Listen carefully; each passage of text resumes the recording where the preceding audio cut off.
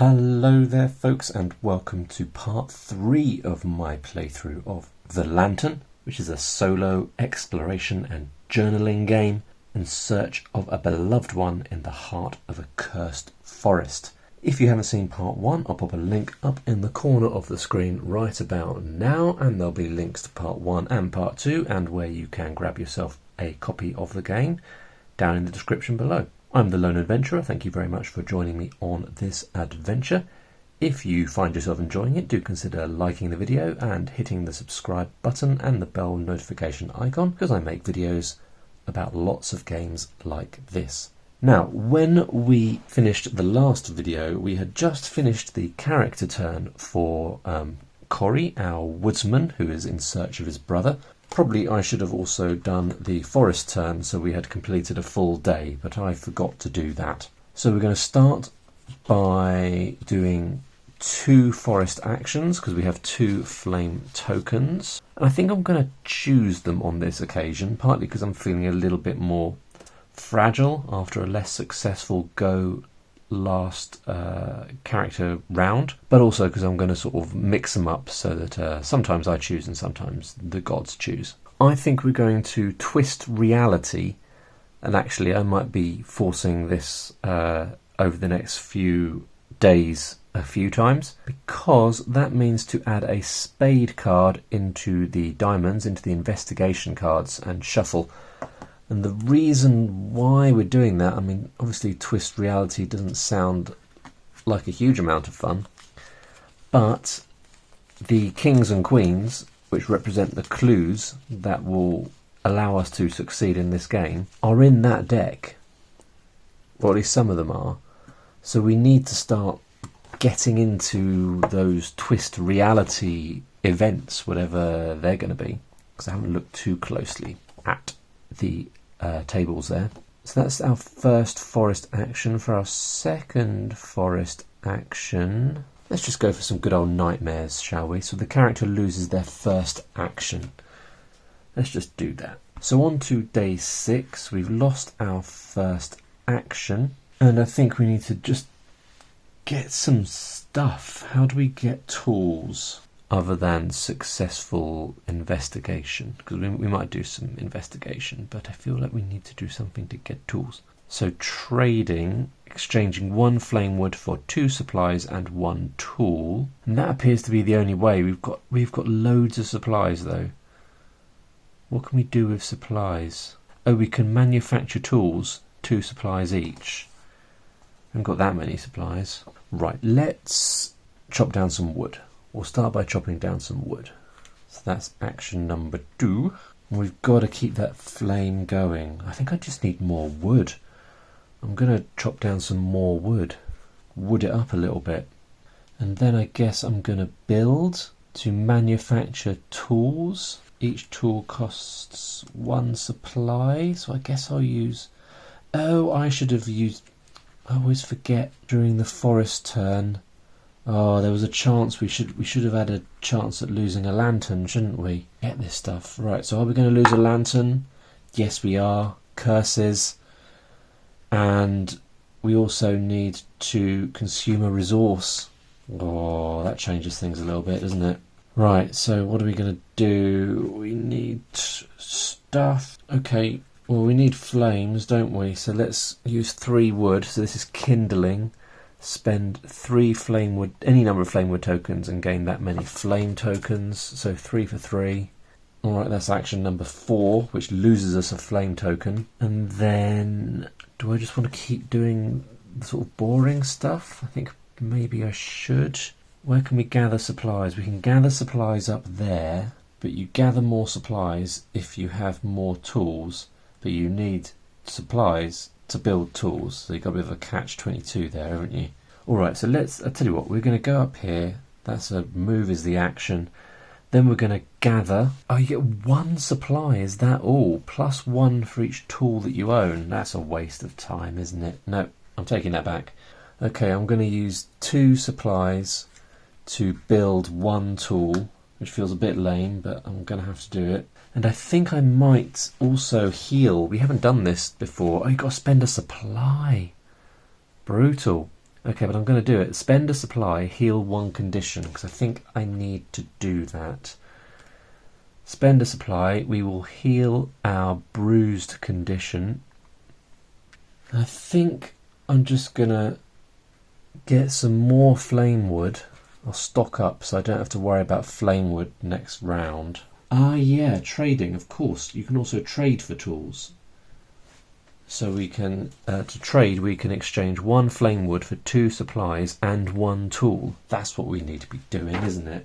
Right, and so for my last action, I will trade 1 flame wood for 2 supplies and 1 tool. That's more like it. That's clearly, I need to be doing plenty of trading because I get additional wood as the woodsman. So I can use that for trading, and that's how I should be bolstering my stuff up, isn't it? That's clearly what I should be doing. But at the end of action 8, we lose a flame, and I'll just make a little note in our journal.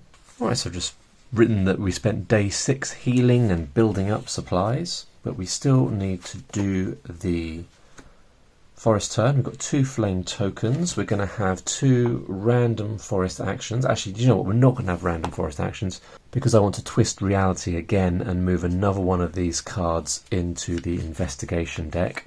But you can only do each thing once, so we need to pick another action. We'll have the other action as random.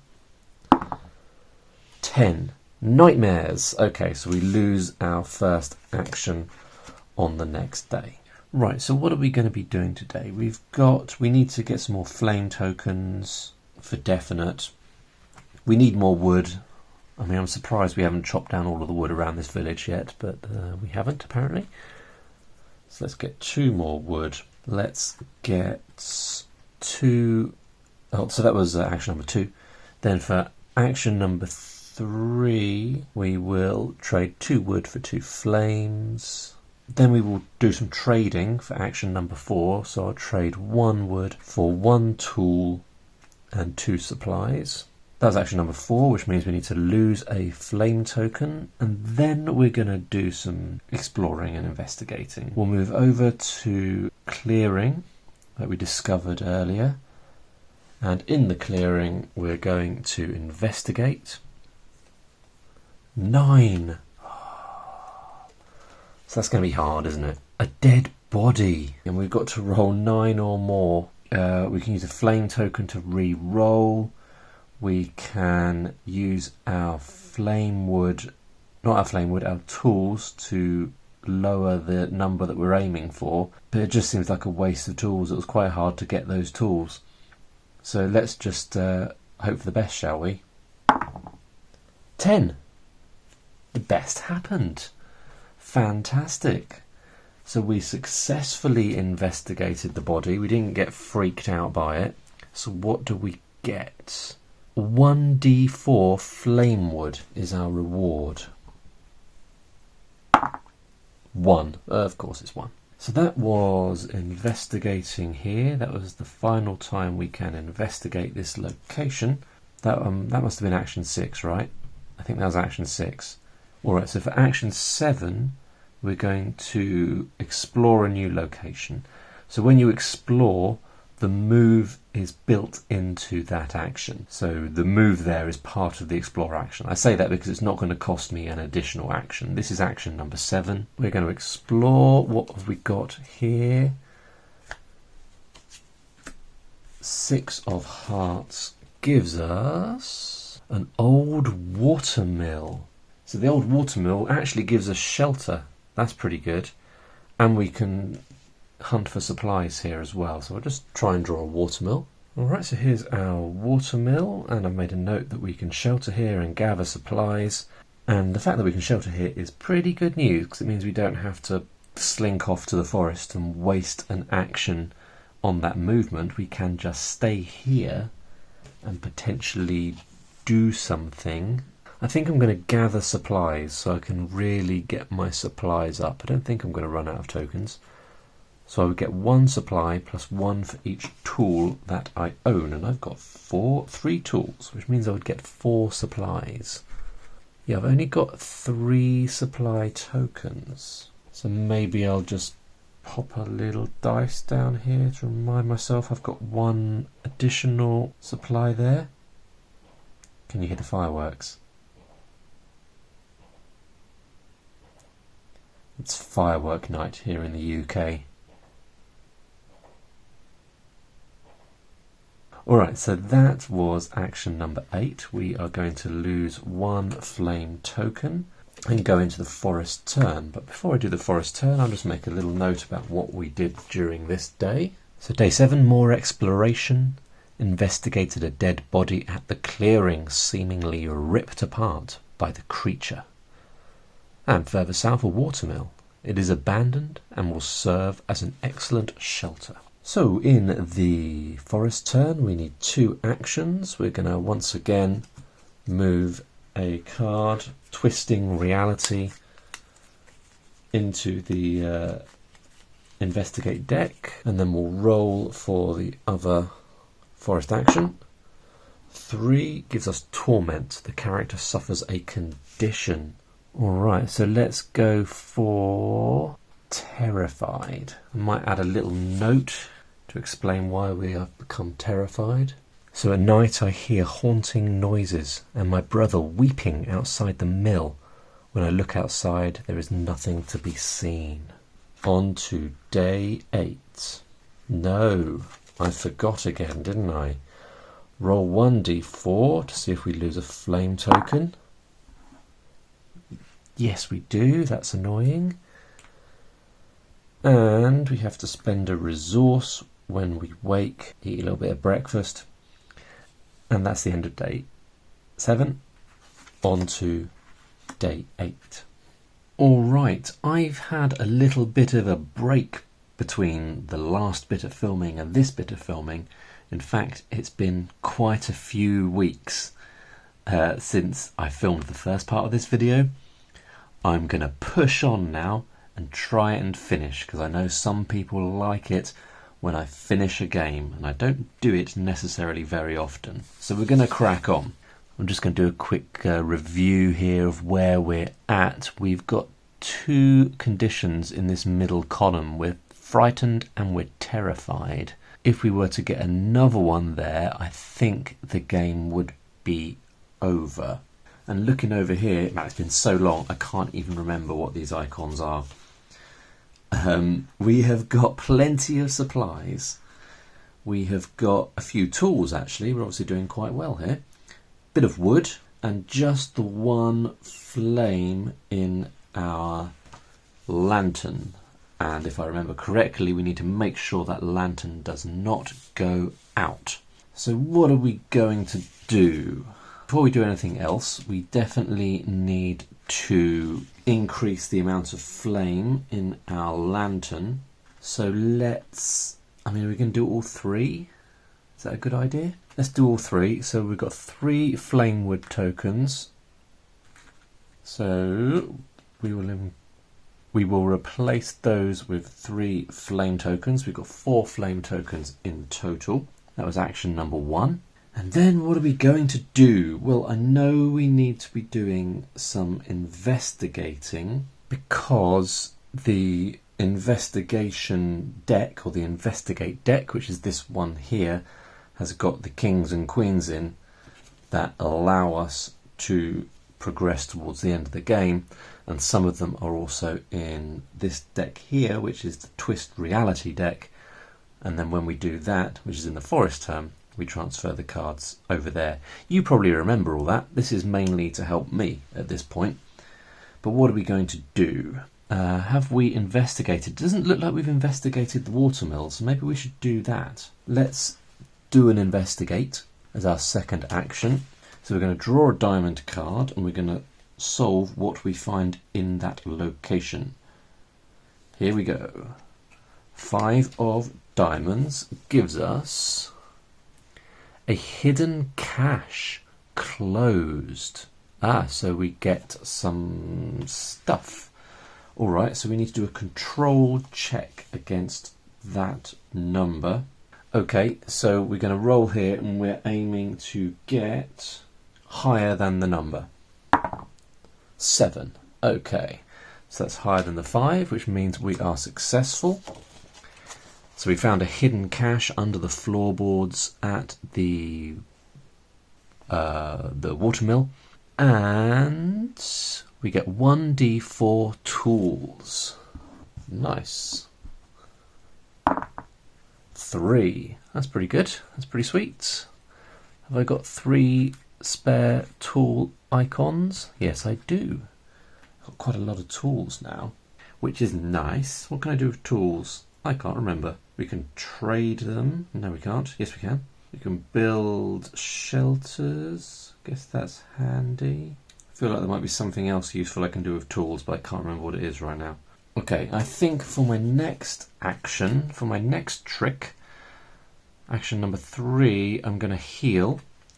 Healing means you spend 1 supply and you can remove 1 condition. So I'll remove terrified. So being in the shelter of the windmill, not the windmill, the watermill, has calmed my nerves and I'm no longer as terrified as I was before after the scary night which I described. I think I probably read that out, but I heard haunting noises during the night and my brother weeping outside the mill.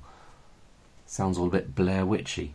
Okay, so for action number 4, oh yeah, we need to mark that we investigated the mill. And I'm tempted just to investigate again. Am I tempted to investigate again? Oh, yeah, why not? Let's do it again. Let's do another investigate. So the jack... Oh, the jack means something different, doesn't it? It does. Jack of diamonds. A figure in white robes. Oh ho. So I'm visited by a mysterious figure, probably from the nearby village in white robes, maybe some kind of healer. And they heal all my conditions. So I lose both of my outstanding conditions and go back to full mental and physical health. That's good. That's all right. I'll take that. That was number 4. End of round number 4, we lose a flame token from our lantern. That was my second investigate of this area. So I've got 4 more actions. Now I do need some wood. I can chop wood at the stream. Ah, that's the other thing tools are for. So what I'm going to do is travel. We're going to move over here. That takes an action. We're going to chop down some flame wood. So you get 1 flame wood as a default when you do this action. I'm going to also spend 2 tools, which I got from that cache, to get 2 additional flame wood. So that's good. That's action number 6. For action number 7, I'm going to explore here. Hey, we've got a king. Fantastic. So this is a new clue. All right, so we've already got 2 clues. So if we get a 4th clue, I have succeeded in the game. So really this clue should tell me something about how the curse happened, how can you remove it, what or who is the strange creature. So maybe this clue needs to tell us about how it happened. What I'm going to do is I'm going to leave that until I write up my journal, and then I'll let you know what the clue was that I found once we've done that. But that was action number 7. We're then going to move again back to the safety of the watermill. End of action number 8, we lose a flame token, and that is the end of the character's turn sequence. Alright, so I might write a little bit of journal stuff. Okay, I have written for day 8 that after discovering a cache of tools, I'm visited by a healer from the nearby village. They heal my ailments and leave me in relatively good spirits. Whilst out chopping flamewood, the healer, who must have followed me, approaches me again. The creature, they tell me, does indeed reside occasionally in the cave. They believe the curse could be broken by collapsing the entrance and trapping the creature within. Now I'm thinking we need 1 more clue that would allow us to lure the creature back into the cave, trap the creature, and thus lift the curse on the forest. So that was day 8. So we choose as many actions as there are flame tokens. Okay, alright, so we've got 2 flame tokens, so we need to do 2 actions. Now I know I was sometimes doing these randomly, but we definitely want to twist reality. So we're going to be adding one of these cards into this deck here. And we want to keep doing that because we know that the final clue is somewhere in there. Oh, pop that clue card over there. And we need to do one more action. Let's do the other one random. 3. 1, 2, 3. Torment. The character suffers a condition. What could that be? Right, well, let's say maybe let's go for bruised again. Maybe when we were out chopping flame wood, we injured ourselves a little bit. Okay, then we're going to roll 1d4. On a 1 or a 2, the lantern loses a flame token. 3, so that's safe. Then the character awakens. We need to spend a resource to feed or suffer a condition. There we go. And we're going to flip over the card and start a new day. Alright, so a new day. Action number 1. What are we going to do? We need to keep on investigating. We need to keep on exploring. I think probably I'm okay for flame wood at the moment, but we are going to need to kindle. So kindle, spend any number of flame wood tokens and get that many flame tokens. So 2, let's spend 2 and get 2 flame tokens. Then we've got 4. Right, so that was action number 1. Action number 2, should we explore? Let's explore and have a new location. So we're going to go over here and have a new location. Spread the darkness. So this is one of the more sort of dark places. And 6 is a monolith carved in slimy stone. Okay, here is our monolith. I don't think that comes with any things that we can do here specifically, so it's sort of a generic location, bit of a spooky location, but that is that. Now I think we should probably investigate this location, so let's do that. Oh, another jack. So what's the jack of clubs give us? Moonlit ancient altar. Spend a supply to gain a flame token at this location, only once per turn. Okay, I guess that could be handy. So I might just retcon in a little altar at the bottom of the monolith.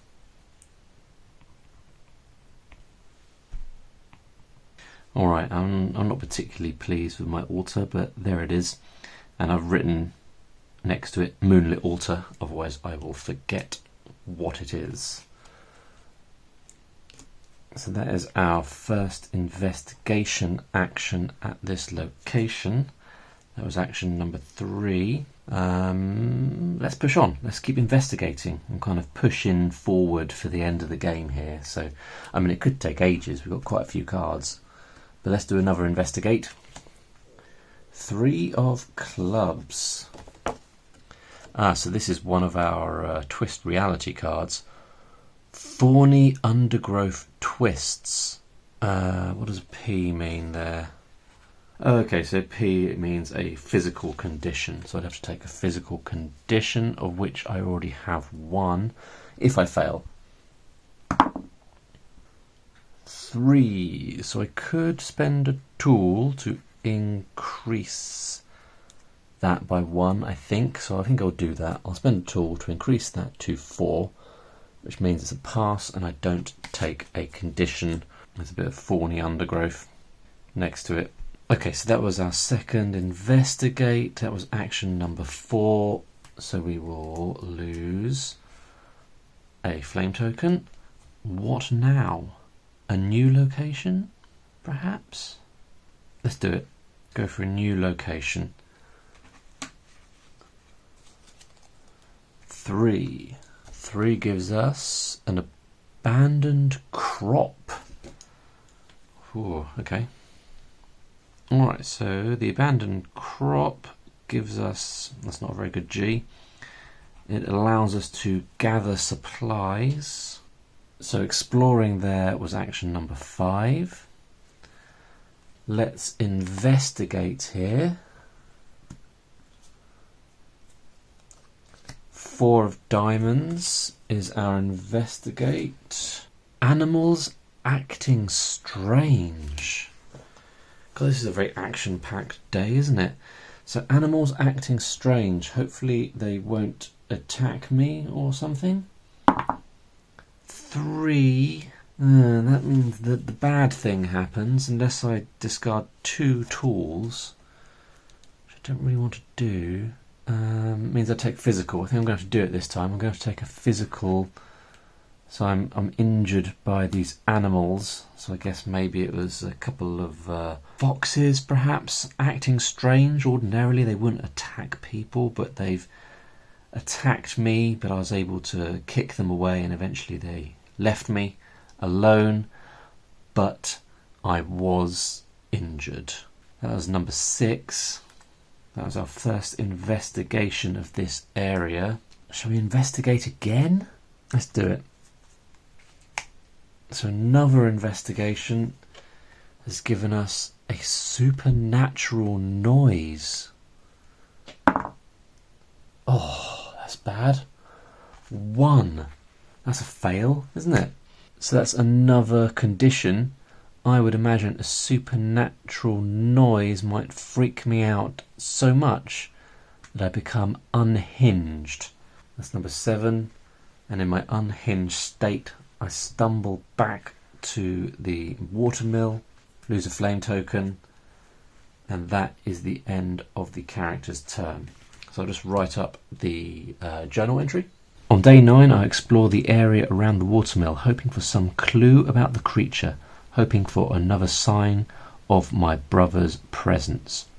An inhuman wail sends me running back to the mill. Okay, so we are going to once again twist reality, placing one of these more bizarre twisted cards into the investigation deck. And then, as per usual, I'm going to do the other one randomly. 5, 1, 2, 3, 4, 5. Disorient. Move the character to an unknown place on the map, forcing their first action to be explore. Alright, so we'll just pop down here, I think. Alright, then we roll 1d4 to see if we lose a flame. 4 means we do not. Then we need to spend a resource. And I think we're doing alright, other than the fact we've just woken up in the middle of nowhere. So on to day 10. Alright, so we've got to explore this location where we've just woken up. And it is, oh ho, another Jack. Jack of Hearts, Moonlit Ancient Altar. Hang on, you're only supposed to have that once, aren't you? Did I mess this up? Did I put the card back on top? I don't think I did I? Alright, so maybe I looked at the wrong... I did. Okay, so the Moonlit Altar should not have been there. I should have suffered a condition when I drew that Jack. I was looking at the wrong one, so that should have been suffering a condition. So let's say we'll do that now. Frightened. Oops.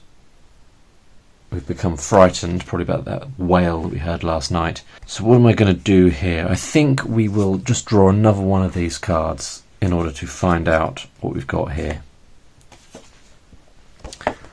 5 is a hut, which could be a shelter. So that's kind of useful, I guess. So I've put an S for shelter. We've drawn ourselves a little hut there. That was action number 1. Waking up, presumably in this hut, not really knowing where I am. I'm guessing when we left the hut, we were able to work out that we could see the stream in the distance over there and the watermill up in the distance over there, and work out where we woke up. Possibly being a bit freaked out, that we have woken up in the middle of nowhere. In fact, that's probably why we just got frightened, let's say that. And probably we need to investigate this location where we found ourselves. 6 of diamonds gives us wild fruits. Wild fruits. Ooh, this is interestingly, what's this, a 6? If I fail this, I get a physical reaction.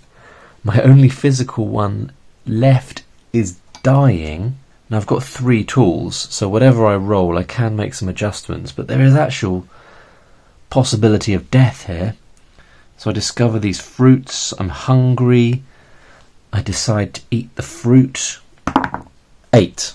The fruit turns out to be safe. That was lucky. Yikes. And I get supplies. 1d4 supplies. 3. Cool. 3 supplies, so we find ourselves some tasty, not poisonous fruit to take with us. That's good. So that was our first investigation of this location. I think I'm going to push on and investigate it again. Probably shouldn't have. That was action number 2, wasn't it? That's action number 2. Action number 3 is going to be... Actually, do you know what? I'm not going to investigate again immediately. I'm going to heal. So action number 3 is to heal. That uses 1 supply and means I can remove 1 condition. I'm going to remove the injured condition. That's action number 3. And then for the next action, we're going to investigate. Hey, and look at that. It's our final clue, which brings about the end of the game. So I'm going to write down our final journal entry and then I'll bring you back and read it to you. Right, so I have written that I wake up in a strange place, not knowing how I got here. It turns out to be a hut not far from the mill. Beneath the bed in the hut I discover a journal written by another desperate soul that reveals the final piece of the puzzle. The creature that curses this place is drawn to the scent of this strange fruit that I discovered here in the hut. I will be able to use it to lure the creature into the cave, and with the help of the villagers, collapse the entrance and end the curse. I am confident my brother lives and will be found soon after. So there you go, folks. That is The Lantern, a solo exploration and journaling game in search of a beloved one in the heart of a cursed forest. I liked it. What a lot of game for such a small package. I would not believe that a pamphlet game like this, with just a few other small resources, would give such a big experience and lead to such opportunities for creativity. So while I don't necessarily always like journaling games, because of the game mechanic elements included in this one, I found it to be actually really quite accessible. Hope you enjoyed that, folks. If this is one that you think you want to have a go at yourself, I'll include a link to the itch page in the description below where you can download a copy and maybe find out if physical copies are available or going to be available in the future. I've been the Lone Adventurer. Thank you very much for watching, and I'll see you in the next one. Bye for now.